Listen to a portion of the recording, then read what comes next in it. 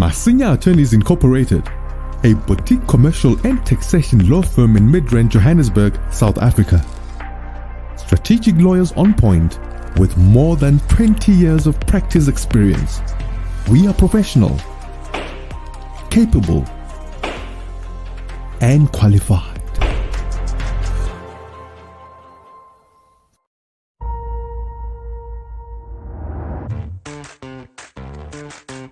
As a church leader, your time and resources are limited.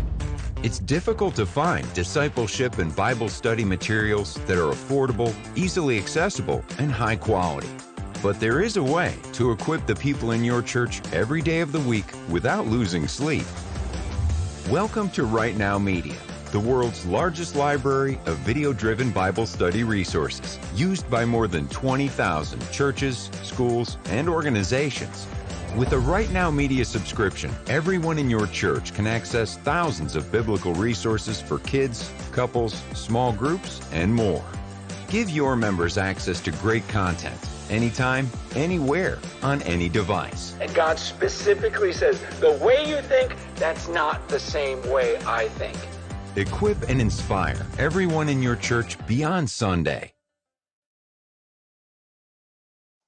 Hello, everybody. Thank you so much for joining me on Solomon's Temple. My name is Solomon Izan Shams. Welcome to a platform where we get to discuss very hard-hitting issues sometimes, like we're going to do tonight. Thank you, and I hope you're doing very well wherever you are. Hope you had a great day with yourself and your family, at work, in business, in school. So thank you so much. Please, if you're watching for the very first time on YouTube, you're welcome. Please subscribe to this YouTube channel right away. I would appreciate it. If you're watching on Facebook, because we are sort of like broadcasting simultaneously between Facebook and YouTube Live, and there are people that are going to watch on YouTube much later, not live but much later. So I want to thank every one of you guys for joining and just being part of today. If you are in Johannesburg and you are a leader, I would want to invite you to, workshop for pastors, or if you know a pastor that you recommend, you can recommend that too. Or if you're just a church leader, please watch this. And I really want to invite you. Just make sure you call the number on the screen, and then you're going to be given all the information. Hi, my name is Reju, Dr. Reju. I'm a workplace effectiveness strategist, and I consult for churches because I have a passion for pastors. I have a burden for pastors because of my belief in the tremendous amount of influence that they can have in society. But over the years, the global church, we've focused on only what happens within the four walls of our buildings. We've reduced the definition of church to a building which we know is not accurate. But the purpose of this conference, this workshop, is to give us a wider kind of horizon, to widen our horizon, to look at the church through a truly biblical prism, to expose pastors to gain an insight into the biblical definition of church so that we can express that full definition and become that externally focused church. A friend of mine once said, "Where is the church on a Sunday after the parking lot is empty?" That is what this workshop is all about. Call Joy Bringers on the numbers on your screen. See you then.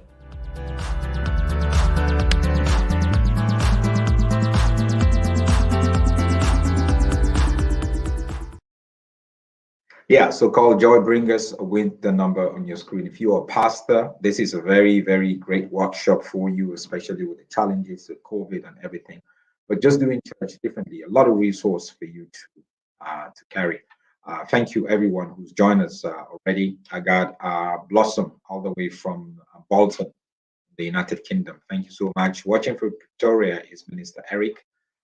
Thank you, Bongani from Nelspread. Christine, you're also here.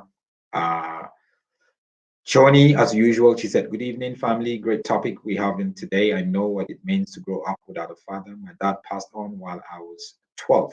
So Eswatini is also here. Cherry also said, "Great topic. Hope Christian dads can listen and know how sad it is to grow up without a dad, from rejection, divorce, and death." Malia said, "Shalom." From the UK. Thank you, Evelyn from Switzerland. And the first person to log in was actually Pearl, all the way from in Canada. So I want to thank every one of you guys. I want to thank you to Carol. So today's, in this discussion that we're going to have, not even just today's discussion, but in this discussion that we're going to have, I want to share a statistics. Actually, it's a South African statistics. A report by Stats SA, which is Statistics South Africa, has revealed that only 31.7% of Black children stayed with their biological fathers in South Africa. Right. So if you have 10 kids, chances are 7 of those kids do not stay with their father. Allow that to sink in. Every 1, 2, 3, 4, 5, 6, 7, 8, 9, 10 kids, chances are 3 of them do not stay with their father. Some of them do not even know their father, or their father is avoiding taking responsibility. Yeah, there are cases where maybe the father has passed away, and we all know that. And so you are trying to raise a person, right? Because remember, kids are people. You're trying to raise a person, and somebody needs to raise them. You can't just put them in society and you think society is going to raise them.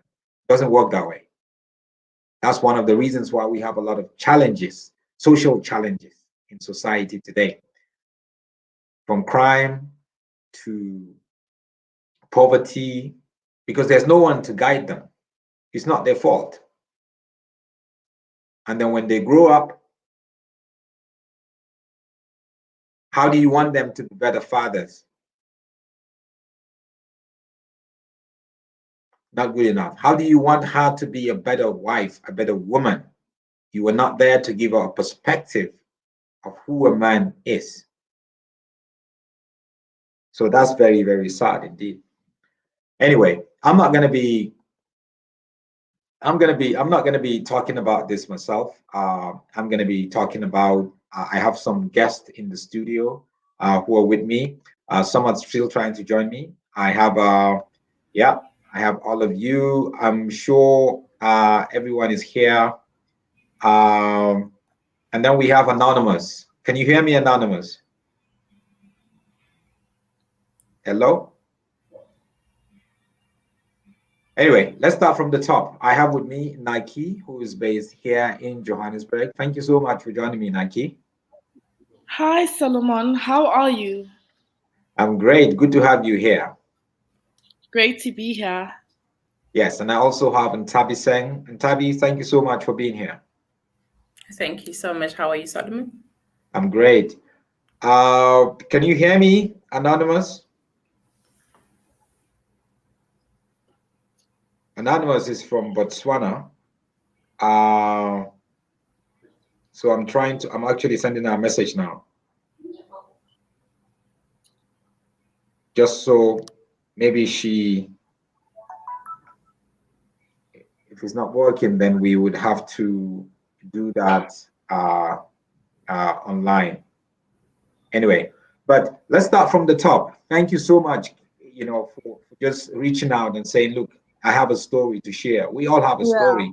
Our stories might be different, but I really want to thank you so much. Nike, tell us about yourself. Tell us about, where you came from. First and foremost, thank you for allowing me to share my story on here. I'm Nike Pawe, a double after graduate, currently residing in Fourways. I'm a business consultant because obviously we all know how hard it is to get into the industry. I've worked on Mubango before, but that was 2018. So can I give you my backstory now in terms of growing up? Okay. So I grew up not knowing my father, essentially. And, being in primary school, being a child that doesn't know your father is a lot because you get to school, every kid is talking about their father, and then there's the $1 million question that they ask you about your father. I promise you, I went through a time where I'd actually lie and make up these fictional characters like, oh, my father's this, my father's that, because the only father I actually had was my grandfather, but I mean, I obviously knew he was my grandfather.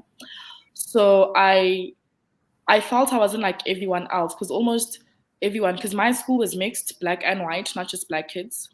So people every single day at school would be talking about their dads, and I was like, I'm not gonna be left out. I'd make a fake dad, but I still felt left out, because as much as you can lie or portray something you're not, inside you know what's actually happening, you know. And then so that's how it was all my life.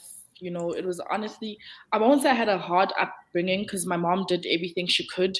It was more of an internal fight, feeling like you're not like everyone else. And then on top of it, I was from Venda, which is the minority in South Africa, as you all know, because obviously Zulus are the majority.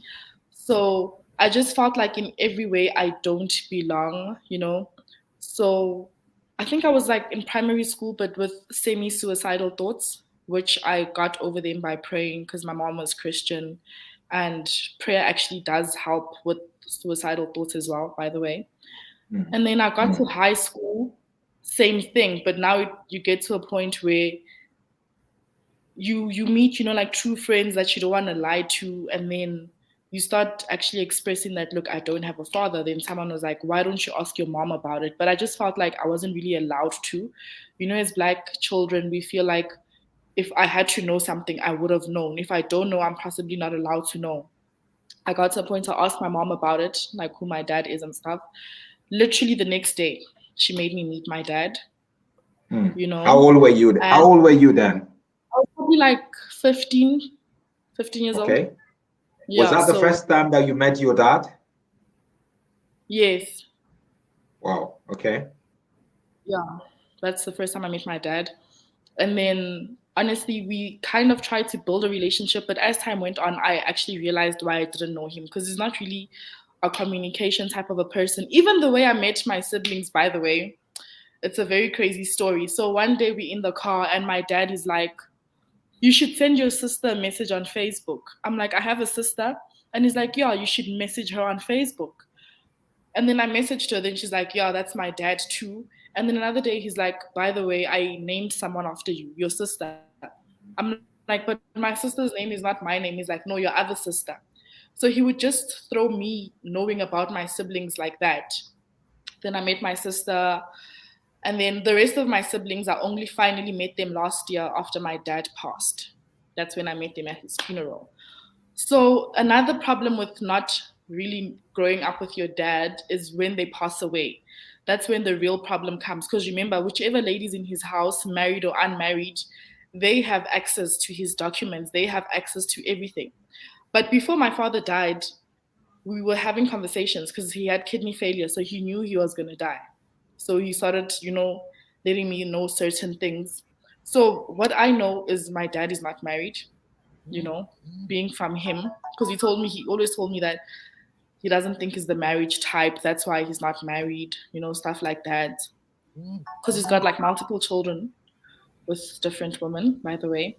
So now, first, my baby sister calls me last year after he dies, and she's like, we would like you to buy this certain house. And I'm like, first of all, am I not supposed to get inheritance from my dad? Second of all, why would you even think I can afford to buy a whole house? You know, because if I could afford, I'd possibly want to buy a house of my choice, you know, that I found through a agent and stuff. And then she's like, us older siblings are not getting anything. And also, when we got to Vanda, when he was getting buried, it was drama. One of my sisters couldn't even sleep there at his house, you know, because you're not from the woman that lives in the house. So that's a problem as well. And then next thing now, a year later, lawyers are contacting us, you know, and then all of a sudden they're like, yeah, your dad is married. You know, they're like, this is what you're getting, which is a very unfair amount compared to what the supposed spouse, which I personally don't believe is his real spouse, is getting. So but when you would like to fight it, it's like, what leg am I standing on? Because I didn't grow up with this man as much as he's my father. Who do I contact? Because obviously his mom or family members would be with the person that they actually know in the house. Because I didn't even know my grandmother. I met her at the funeral. She was crying, like, wow, I've actually got so many grandchildren. I don't know. Like I told you, I made my siblings there, either than one, which is the one that he told me to meet on Facebook, right? So now it gets to a point where it's like, okay, I'm dealing with this. I know what my father would have wanted. I know there's a will and all that, but I don't have access to this because I didn't grow up with him. I wasn't in the family house where you actually know which lawyer is dealing with what.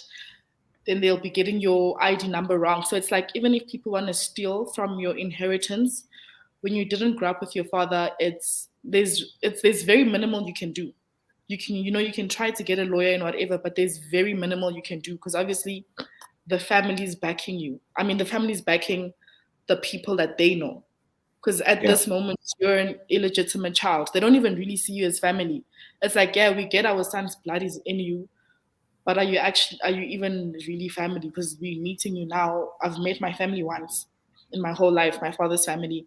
His mom, I've met them once, and that's at his funeral. So I would advise everyone to not have children out of wedlock because growing up, it messes up with a child's psychological and mental well being because of other children having fathers at school. And also, when the person is deceased, there's that problem. Even if they genuinely in their heart wanted to leave you something, the people that they know always have a way to manipulate it. Remember, lawyers can be paid, masters of high court can be. So just always remember, try, and I'm not trying to be, the good Christian, but like from practical experience, Yeah. please do Yeah. not have children out of wedlock, for real. Yeah, you Yeah. you have a lot of experience at that. No, thank you for sharing very much. We're gonna come back to some of the things that you raised just to probe it a little bit. And Tabi saying, what has been your experience for you also? You are married, Yes. right? Yeah, Yes. you are Yes. married, but then growing up without a father. Tell us a little bit about yourself, though. Okay, my name is Ntabi Singh. I was born and bred in Bela, but I moved to Durban 6 years ago, almost 7 years ago. And I'm married. I have 3 children. I'm a graduate. I studied linguistics. So my story is, you see, I was listening to her. It's like, we were the stories are a bit similar, not too much, but I'll tell my story in 3 parts. So me, when I was born, 3 months later, my grandmother passed away, and my mother is the only child. So now it was just me and my mother in the house. And the way my mother explains the story, because then I was a baby, my father was around, right? And then he's toxic, right? So my mom didn't tell me that part. I experienced it myself later in life. So he had behaviors that my mom didn't like. So my mom decided, you know what? Let me just cut you off. If you want to continue taking care of your child, you will do it out of your own will. I'm not going to force you. But I'm telling you, from that time, my dad just disappeared. He was not in our lives in any case. So my mom being the only child and not having support from my grandmother's family that much, I was literally a suitcase child.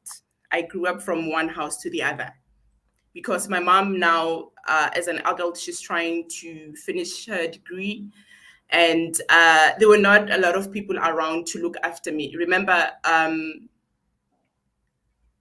she has to go to school in another province. We were staying in Limpopo at the time. So I would just stay with the relatives. I think I've been everywhere. I've changed schools maybe three or four times or 5 times, right? So in that instance, I actually did grade 1 3 times because of moving around.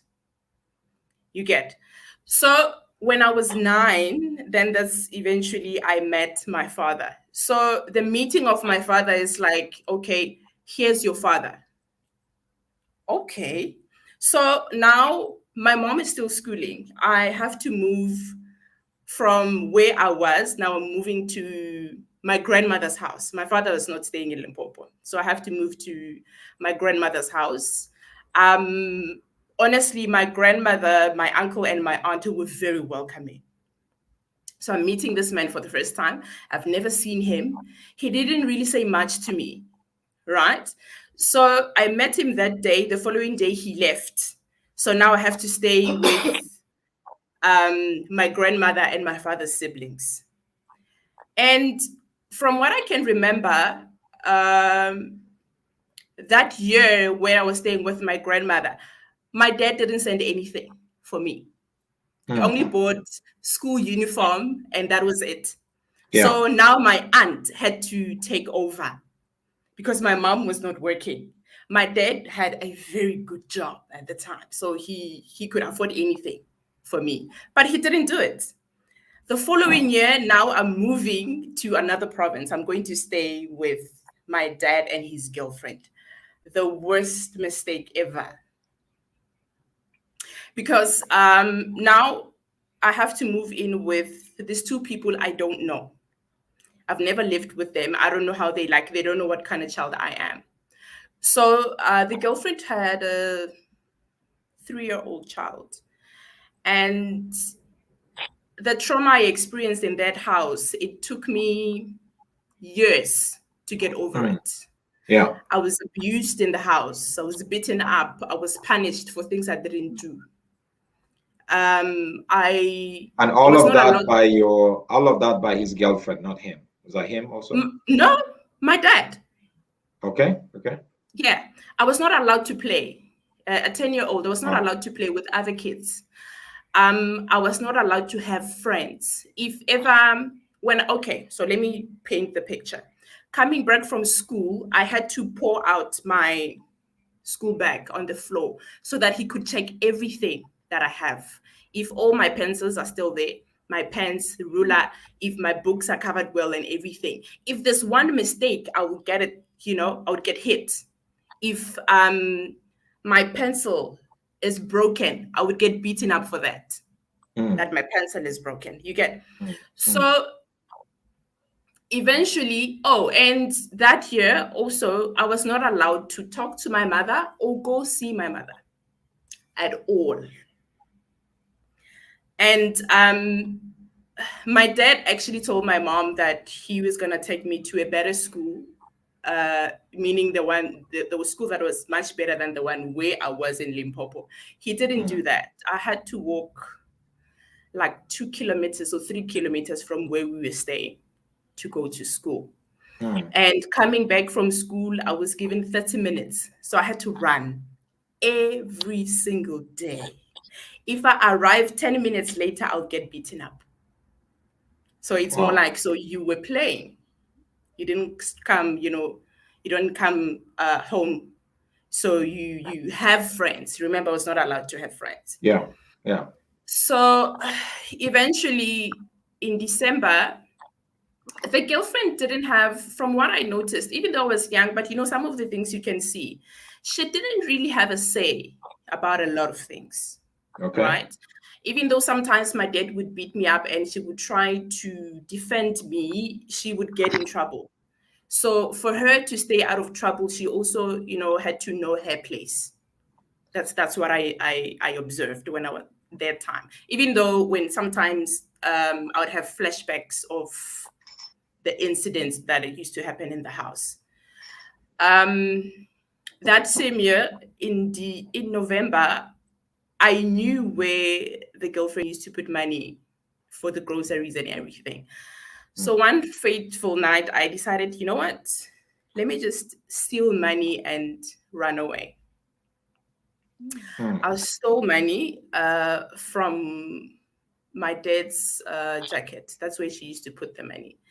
In the morning, I don't know what time it was, whether it was 4 a.m. or 5, I don't know, but I know it was still dark. I put my clothes in plastic bags, ShopRite plastic bags. I still remember that. Put them out the window and then I ran out. So that is the way I escaped from the abuse. Yeah. And when I arrived home, my dad didn't come to look for me. He didn't. So when I got home, I had to now tell them everything that happened. And my mom not understanding what was going on and everything. So they went to, report by my grandmother and everything. He didn't come to look for me. Yeah. Yeah. So now everything cost me to have, I suffered depression for more than 10 years, but I was not aware, you know, because now when you are around other children your age, they always identified me as a moody child. You're so moody, you know, you are so stubborn, you, and to them sometimes I would appear as a very confident person, but Mm. not that I was confident. I was trying to hide my pain Okay. because from what I went through, no one thought of taking me for counseling or whatever. You get. So when I was 16-year-old, okay, before then, another thing that I noticed is that I was emotionally unstable. And as a daughter, or as a girl growing up, I'm starting now to be attracted to older men. You get, as I'm Older growing man. up, older Okay. men, yes. Yes. And when you're getting attracted to older men, I'm not really looking for an intimate relationship. You get, Yeah. I am looking to be loved. You know, there was just this void all the time that I was trying to fill it up. So when I'm Mm. in relationship, I'm okay. That void is not there. As if the relationship breaks off, then everything comes tumbling down. Now I feel like I'm nothing. You Right. know, you feel like you're not worth it, and there's a voice that always played in my head. My dad told me that there's no man that will ever love you. Your dad told you that. Yes, there's no man that will ever love you. So that thing was always in me to say, well, maybe this relationship ended because I'm nothing. No one wants to be with me. No one wants to be around me. I'm moody anyway Mm. because I'm cursed. I usually used to think I was cursed because I couldn't stay around people. I couldn't. Um, I'd be friends with you for a while and then I pull back. I still do it, but it's not as bad as it used to be. Okay. I'm able to form a relationship with people and we get along very well. But then Mm. after a while, I pull myself back.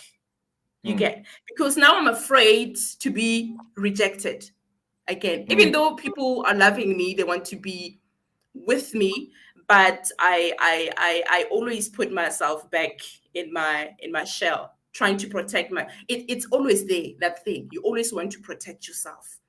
Yeah. And another thing Let- that Let's I let's Mhm. let me talk to Anonymous, who is in Botswana, and then we'll get back to that because I would want you to explain some of the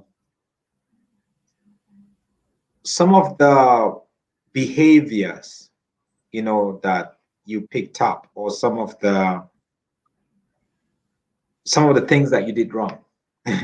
Yeah, yeah. Because of your experience with him, or because of him not even being there. And I would also speak to Nike about it. So I have Anonymous on the line here from Botswana. How are you doing?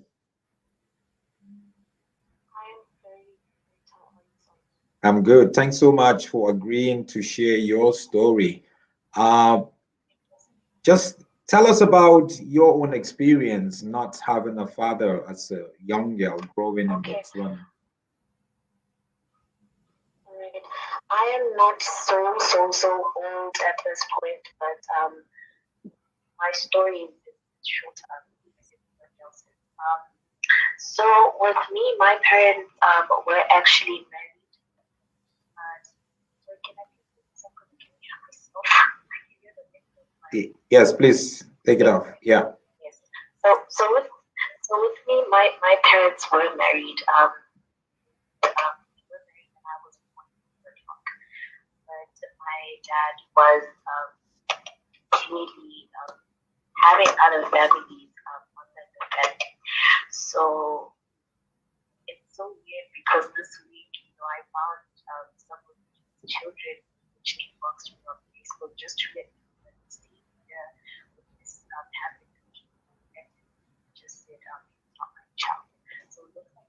Can you speak a bit louder? I think we cannot hear you very well. Oh, okay. Yeah. Okay. I was saying that just his children just this week, they actually said hi to me because they found me on Facebook, and I got to find out that the same year that he neglected to say that I'm not his child, he was basically having another family and looking for an excuse to abandon the one he married into. So he actually he neglected you. He said you are not his child. How old were you then? What happened? How would you say you're not his child? I was maybe like about 6. I was about 6. Okay. And from like the home house, we had moved to like another town. So obviously my parents were not living together at the time. There was like a huge distance in between them. So I think my mom then started noticing the different changes in the relationship or in the marriage. And so when he got asked why he acted different at this age after he had been with me since birth, and I'm the only child in wedlock, he said, no, that's not my child. So this issue was abandoned. Nobody did DNA tests. Nobody did anything. So I was left abandoned. And I think growing up, it meant nothing to me, because you're still a child. Your mind can't process such things. It meant nothing to me growing up. But then you get to recognize the effect of growing up in a home that's like that. Because now I was left with my mom who was taking care of me. And obviously, she also can't she can't also take care of me fully because there's negligence from her side because she has to provide financially, obviously. So most of the time, she's not home. I get to recognize that most of the things, I had to grow up really fast. Like, I'm very mature, but I'm so young because I had to grow up really fast in order to take care of myself, So how this affected me also, like I started because I wanted other men, I really started dating, and I was very furious. I grew up as a very furious child. I was rebellious in my teenage years, which have not been long far ago. In my teenage years, I started drugs and drinking just to numb the pain that was in my heart. And my mom and I started having fights during that period. And I think I got her very angry also as a parent. She didn't know what to do. There was a time where she was really hurtful and speaking words to me about porn and stuff like that. So that created a huge rage in my emotional system. So obviously I was imbalanced emotionally because I was this teenager who didn't have anybody to live with. Had obviously pushed my mom away. I didn't have a father. So I felt very alone. I felt very alone. Yes, like I said, I resorted to drugs and drinking. Such an early age, like probably 14, 15, I was drinking drugs. Had tattoos on my body just to numb the pain for rebellious reasons of just numbing the pain. Yeah. And this affected me also academically. I couldn't do well academically because there was literally no consciousness or belonging of who I am. So there were nights where you're just sitting there crying. Oh my God, a lot of things can't find as you're a child, you're affected by your surroundings. So that is my story. Later on I started building a relationship with God, and God said to me, I'm going to be your mother. We're losing you a little bit. Okay, can you hear me now? Yes. Okay, so I said, God genuinely, I reached out to God and He said to me, come, let me be your mother and let me be your father. And years later, I find myself restored. Although there is still trauma within my brain and and of course within the churches around you start looking for father figures, which will also hurt you because those people are not your father, right?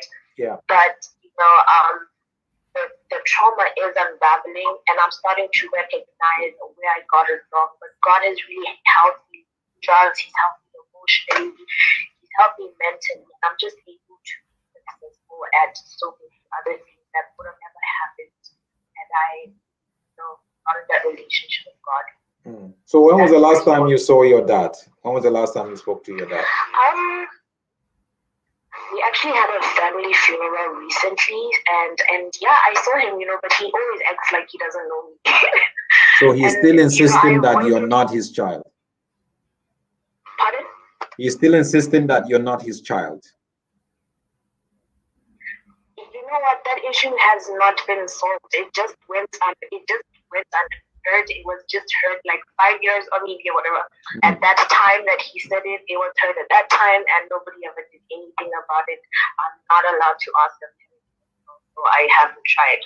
No, there's a time where God was asking me, he was like, listen, in order to release this rage within your heart or forgive this person, like I need you to forgive this person so that you can you can open up your heart and have healing. And so I called him. And every time I would call him, he still doesn't want that relationship. He just acts like he doesn't know me, like he acts like a stranger. And I got to find out that I said my other siblings reached out, and it looked like that's what he does with his daughters and stuff like that. So I'm not the only daughter he doesn't have a relationship with. I guess that's what he just does. And how is that? I mean, I know you're saying like at a very young age you started using drugs and alcohol, abusing alcohol and drugs just to be able to numb that. What would now that you are you're grown up, you're in your 20s, I assume. What would you say would have been different if your father was around? If your father accepted you and he was around in the home to be your father? Of course, I mean, when you get to recognize, I study psychology now, and I think I got into it because I needed to understand a lot about myself. So I got to recognize that the father word actually makes you like, the masculine examples or masculine principles that they're supposed to play out with. Mothers are supposed to teach their children respect, self-boundary, and when we speak about self-boundary, that equals self-boundary, it equals to confidence, and worth, your worth as a person. So if you don't have that, your consciousness becomes broken. And I think if I had him around, obviously, I would have grown up in a home that's productive or rather conducive for the growing of a child. I wouldn't have lacked so much of the things I lacked emotionally and mentally. Because financially, my mom had always made sure that I never felt that void. But emotionally, honestly, I have a problem now with letting people in because my heart is blocked. Like I want to protect myself, which is a thing that my dad should have done. Yes. Yeah, I hear you. Thank you so much. Ntabi, you were telling us about you yourself, some of the things that you struggled with, the absence of yours is not even your dad being absent, but he was abusive. He was not even being a father at all, but now you are married and you have your own kids. How did you navigate through that phase of actually loving a man, accepting that you were loved, and getting married? And was your father at your wedding? Those kind of things.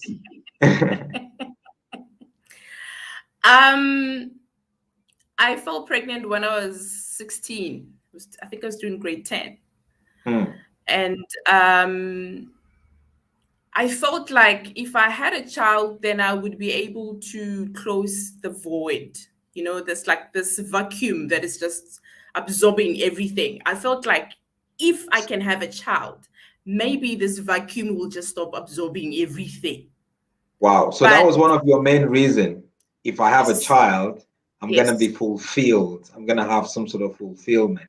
Yeah, Wow. I'm gonna have something As to a live for. 16-year-old, obviously.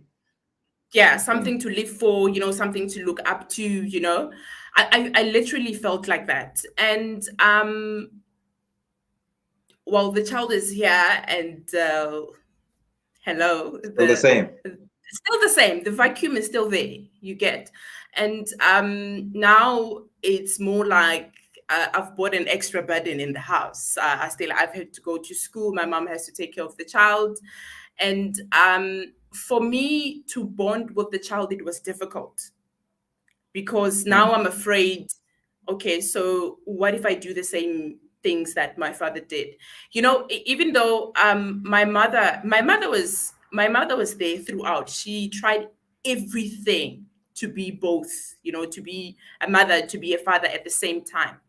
But it's unfortunate that it's impossible to do both.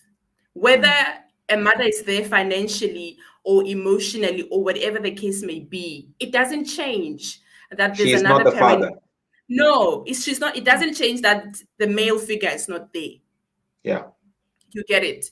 So then my behavior didn't change. I tried everything. I tried drinking. I tried smoking. Didn't really work out for me. I partied a lot, forgetting that I have a child.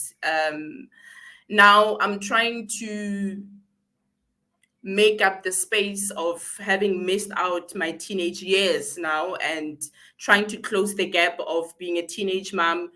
I'm trying to fight with the vacuum that is still there that I don't know how to close it. Everything that you get, you just pick up and try, but nothing was working. Right. So eventually, when I was in university, a friend that I met when I was doing my second year, or was I doing my third year? I don't remember. No, I met her when I was doing my first year. Then we were not really close. When I was doing my second year, she said to me, I really, really like you as a friend, but you are so angry. And a lot of people like you, but they can't stay around you because of your anger. And because of what she said, I lashed out at her. I'm like, okay, if you want to go, you can also go. I don't care. Nobody wants to stay around me anyway. You get. So you don't accept advice. You don't accept constructive criticism. You don't want to be corrected because even though it's coming from a good heart, but I felt like I was being attacked all the time. Because anyway, who am I? You get. I was told from a young age that I'm nothing. I'll never be anything. There's no man that's going to like me, and I didn't take rejection very well. So if you reject me, I feel like you're attacking me. And it's been like that. So eventually I was introduced to, I'm saying introduced because at the time I didn't really know what I was doing. I was born again in 2012. And instead of dealing with my pain, now I'm starting to concentrate on this Jesus I've been told about. But I'm also using the Lord now to suppress my pain. I'm not asking him to help me deal with my pain. You get? Yeah. So I run with it. And honestly, I thought I was healing, but I wasn't. I was suppressing my pain because I think 2012, 2013, I think for that year or that 2 years, I did very well. And I was proud of myself. But then I relapsed. And when I relapsed, my depression came back like, oh, I don't know how to explain. So I started now battling with depression so badly. I attempted suicide, I don't know how many times. Wow. Yeah, Wow. but it always failed. Always. When I graduated, my mother invited my dad through my aunt. He didn't come. When I eventually got married, we invited my dad. He didn't come. After the wedding, he fought with his siblings for allowing to marry me off. Wow. Yes. So my aunt, my grandmother, and my uncle, they came to the wedding to support us, to be there, like to try to um, be there for me. He fought with them. Why were you there? That's not your child, it's my child. So I have a say what happens in her life. You were not support, it was just a big fight. So I'm married now and I don't know how to behave around this man. I'm insecure. I'm overprotective. I I I I have two other kids, and I noticed that now I was too cautious around my kids. I have a daughter, and everything I had to double check where she goes, who she talks to, because I didn't want her to grow up like I did. I mean, I didn't want my daughter to go through the same thing. I know her dad is there, but there's sometimes I feel like my husband is not doing enough, even though he's doing his best. You get. So eventually one of the pastors in the church, I spoke to them, and they set me down and told me, women of God, because I'm called by God, I'm serving. Even though the Lord heals us, you need to go for counseling. Right. So I eventually went for counseling. I saw psychologists. They've been very helpful. And I also got to understood myself that everything is for the Lord. Psychologists and doctors are there because the Lord made them available for us. But they can only do up to what their mind and what their studies is Right. as far as what they have studied. But from there, I had to let the Holy Spirit take over. That's amazing. And yes, today I'm a better person. I have accepted that my dad doesn't want me. I'm okay with it. And I'm able to tell my story without crying because I couldn't talk about it. Wow. So, yes, would I want someone to have children out of wedlock? No. And now I'm not talking about it in a sense of finances. People think because you have money, then you are allowed to do whatever you want. No, no. We go through a lot. I didn't have everything that I wanted as a child, but I had what I needed. I didn't have what I wanted, but I had what I needed, to go to school and whatever and whatever. I'm a graduate today because my mom did that by herself. Yeah. So, but there is an emotional part of me that she could not help me with. So even if she had all the money in the world, still she was not going to be able to help me because I was brought by two people in the world, and these two people were supposed to help each other to raise me, but the other party decided no. You get. Money cannot sustain you emotionally. It can't. I don't think we should think that because we have money, then I can go and let's say you don't have a husband or a boyfriend, and you go and get a donor, and then you become it's that's being selfish.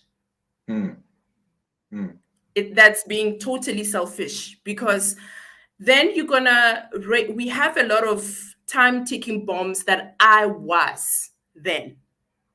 Mm. And that is not healthy for society. It's not healthy for anyone. I mean, if the Lord did not intervene in my life, I think one of the times I tried to commit suicide, I would have died. Right, right, right. Yeah, Yeah, yeah. that's quite amazing. Quite amazing.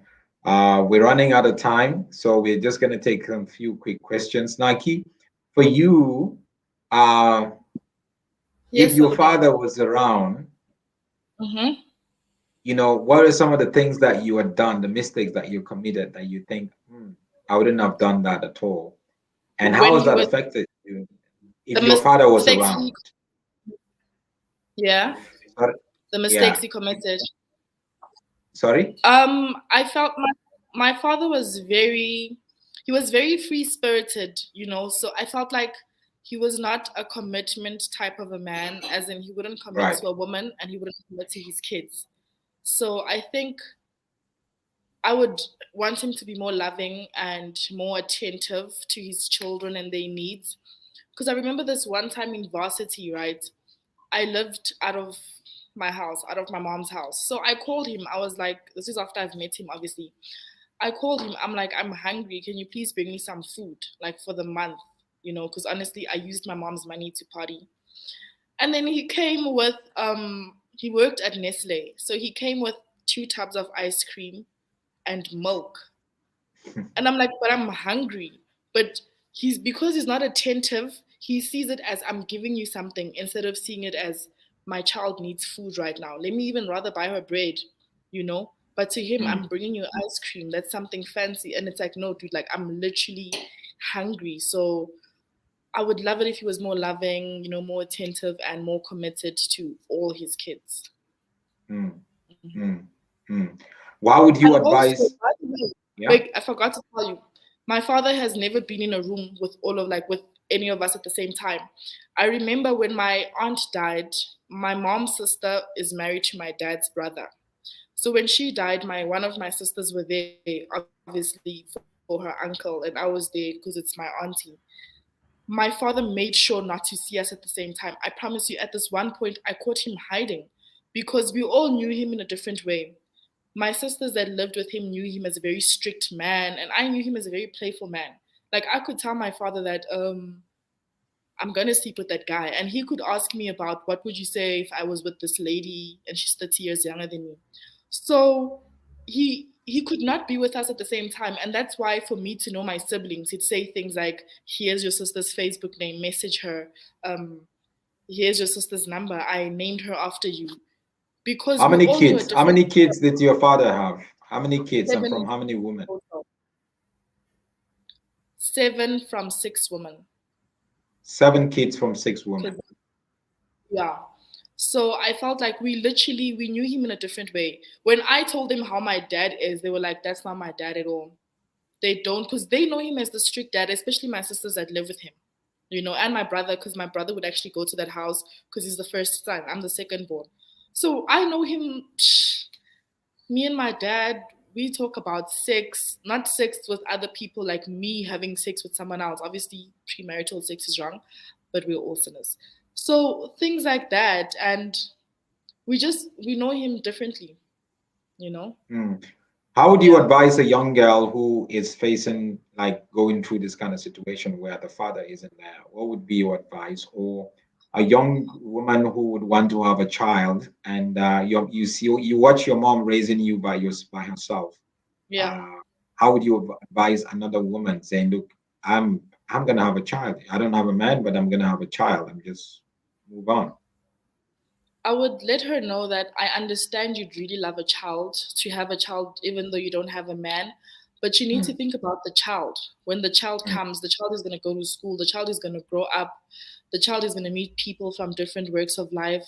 And I mm, understand you can say in life people have different things, but a father figure is is not like material things. That's like something that touches you internally. That's something that touches your heart. It affects the child's mental well-being so much. Like Ntabi Singh was saying of how you end up not even, like, first of all, you think people are always attacking you. I also have the same thing. Like, I promise you, then I realized later, maybe it wasn't really an attack. It's hard to let people in. You know, at first I also started out dating like older guys, but now I think beautiful guys are beautiful. But yeah, I really would not advise it, because think of the child. Yes, there's you, but when you bring a child into this world, because remember, a child, sadly, we don't give consent to come. Because now a child is here on earth wanting to take themselves out, which is so unfair because they didn't make themselves, they didn't sign a register to be here. So whatever you want to do, whether as a parent or planning to be a parent, think of the child's mental well-being when they arrive on this very hard earth. Thank you, Nike. Anonymous, just a final word from you. Yes, sir. I mean, you were still young. I think you're like what? Your early 20s. You have made, yeah. You tried to run away to do drugs, to do alcohol, to just to be able to numb the feeling that you had. How would you advise other younger people who are looking for, people would want to do drugs, or they want to do alcohol or sex or anything to get money, just to be able to numb themselves from this pain? How would you advise them? I would say do that, open up about it. Find a grown up, a responsible grown up, and open up about the things that you're going through. Because I'm just starting to do that now, because now the trauma is all coming back, because I have to grow up and obviously move to a different stage in my life. So the trauma is now coming, and I noticed now that had I spoken then, I would have figured out a lot of things then than like going through it now. So I would advise anybody to open up to somebody about it. And because I did try also opening up, but there were people that just couldn't understand my story. So if one person doesn't understand, move on to the next. Just find somebody that will understand you, that will give you that emotional understanding through that time, that, through that situation that you're going through. And most lastly, pray and just build a relationship with God. Because yes, I was going to ask you, what sort of difference did God make in your life from coming from where you came from? Right. The word of God, God Himself, obviously, the fact that He says, cast your burdens unto me because I care for you. So then my burdens were I had somebody to talk to. I'm the type of person that used to take like 4 hours praying, because there was so much to talk to. There was so much to talk about, and there was someone to talk to for the first time in my life. The word of God came in, and it just refreshed the way that I look at things. And it gave me hope again, that I could change my life and that I could become a better person moving forward, no matter what has happened to me. Because, and I was also going to say, there's a verse in the Bible that says, "But my mother and my father forsake me, then God will take me up." And He did exactly that.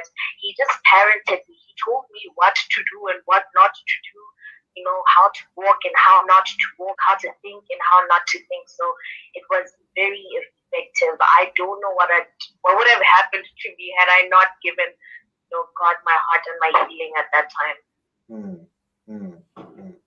That's true. Thank you very much for that. Ntabi saying, you are married already now with kids. There are women that just want to have kids, but they don't want to get married for different reasons, either because they've never met a good man, or they look at men using the example of their fathers, or the men have never really treated them well. You know what I'm saying? How would you advise them? I'm just gonna have kids. I'm getting married or not. They've given up on marriage. I mean, a lot of them on my Facebook page, every day you see them come up and they say things. How would you talk to them? Because you are married. You had kids before you had kids before you got married. You got Yes. married to a man who's your first child is not even his own child, isn't it? Yes. Yes. Yes. No, and you were married. Um, there was a time in my life where I had also given up because I wanted nothing to do with men. Right. But prayer is what worked for me. But I know that there are different people who don't. There are a lot of people who don't believe in God. I was in that. I was like that as well. But anything that you desire, that you can, anything that you desire, if you pray about it, it will come to pass. I did it for myself. Contrary to belief, my husband is exactly what I prayed for. Because when I asked him from God, I was specific. I told God what I was looking for, and then he's exactly what I asked for. You get. So I wouldn't advise women to give up. There are good men out there, even though it seems like they are not there, but they are there. Men who will be able to take you in with the child that you had out of wedlock and teach you how to love. Because I didn't know how to love. My husband had to now teach me how to be loved. You get, he had to help me to accept that, okay, you are in a relationship now, you have to open up and let me love you. You You're not get. just in a relationship, you're married. Yes. We like, he always had to reassure me, look, we are in this together. I'm not going anywhere. I made a Right. commitment. Good They man. are Good men man. like that. Good They are man. men like that. And I don't think uh um making a decision because you are angry, it's wise. It's not. I've been there. I've made my own decisions to say, you know what, I'm just going to stay with my child. I don't want to get married. I don't want any man in the world. But from advices that I got from Christians, they told me, we pray for everything, and then the Lord is faithful to bring you exactly what you're looking for. And he That's did right. that. That's right. Well, thank you very much, ladies. Thank you so much, Ntabisang, and thank you, Anonymous from Botswana and Nike. You guys are still single and then married and still younger. So please, I don't want to next year. I will see a Facebook post with you and a baby. You know me. The first thing I would Baby ask is, showers. where's the dad? Where's the ring and where's the dad? So I will come after you, right? Yeah, I no, will we know inbox you. you anyway. We know you'll be the first to be like, yeah. Yes, I know. But thank you so much. There are so many. I would advise you to go check out, either on Facebook or on YouTube. There's so many comments from people from Facebook and YouTube just acknowledging your stories, and a lot of people also saying, look, they could. Anyway, Nike so is saying, Nike, you got my name. Thank People saying you. thanks for sharing, ladies. There are people saying, the Shengi saying, thanks for sharing, Lady Solomon. It would be interesting to get a male's perspective, obviously. Oshia says, fatherless children have special challenges, especially girls. It's very difficult and tricky for them to deal with. That's very true. Becky is saying, thanks for sharing your story with us, beautiful ladies. Thanks for sharing. There's just been, quite a lot of that. Somebody was saying, just stop, please. I'm bleeding in my heart. Vivian here is saying, I'm crying now because children grew up without their father, so I'm crying. There's just quite a lot of it. We know it's a problem. It's not just a South African problem. It's a human problem. Right? It's a human problem. So I'm not trying to make it a South African problem or an American problem. It's a human problem that emanates from sin. And that is what we see. So we need to take authority. I just wanted to say, as we look around in the world, there's so many young people that are depressed, and these are some of the issues, that have caused a depressed world where there's just sick things going on because children are depressed. That's right. And once you get into a place of depression, your ability to make the best decision and choices for yourself, is weakened. That's what depression does to you. You're sort of like partially blind to certain things. either you just want to inflict yourself with pain, intentionally or unintentionally, because your ability to reason has been tempered with. So thank you again, ladies. I really appreciate it. Thank you, Anonymous. Thank you, Nike, Tabiseng. Thank you so much. Really appreciate you guys. Keep standing for what you believe in, and I do hope that your stories will really go out there and inspire a lot of other women. Yeah. No problem. No problem. Thank you. God bless you. That is Nike, Tabiseng, and also Anonymous from Botswana. The issue of having to deal with, I don't know what it means to grow up without a father, to be honest with you, even as a man, because I grew up in a home where my dad was always around, right? There's a father, there's a mother. Not just that, myself and my dad were like buddies. I'm from a family of 6. But for some reason, my dad and I had a special relationship, So he's and because of that, my relationship, when I see God, when I talk to God, I talk to him from a different perspective. I know what Father's love is all about. So I can imagine what if I hadn't had that, that would have been, that would probably, would have made me become somebody totally different. And I know we're all struggling with different situations. There's no time to blame. This is not a blame game. This is not a condemnation game. This is about, this is what happened. How do we make it right? Or from now going forward, as a woman, I'm going to be careful. I'm not going to just have a relationship with anyone or just have a kid because I want to have a kid. That's very, very important. But I want to thank each and every one of you for just being here and watching and listening to these ladies. May God bless you. Please make sure you subscribe and also share this video with other people. That is very important. Just so people will get some sort of idea of what other people are going through, and just maybe it might help them, to challenge them, to correct them, or to encourage them. Thank you so much. God bless you and have a good day. Masinya Attorneys Incorporated, a boutique commercial and taxation law firm in Midrand, Johannesburg, South Africa. Strategic lawyers on point with more than 20 years of practice experience. We are professional, capable, and qualified.